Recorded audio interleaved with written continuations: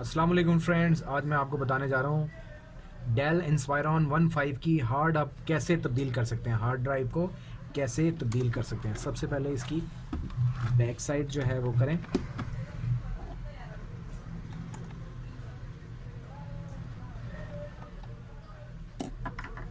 इसको स्लाइड कर लें।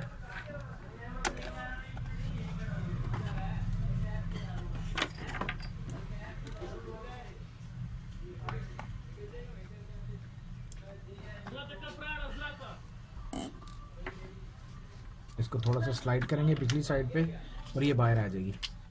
ये दो पेज हैं, इसको खोलकर आप अपनी हार्ड को तब्दील कर लेंगे।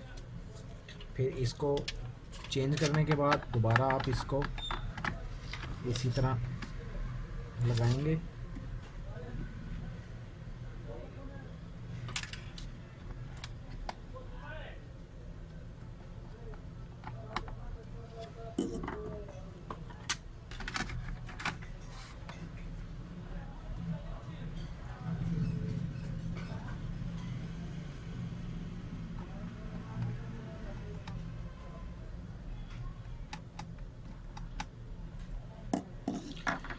ये आपकी हार्ड चेंज हो गई है। बहुत शुक्रिया वीडियो देखने के लिए। अल्लाह हाफिज़।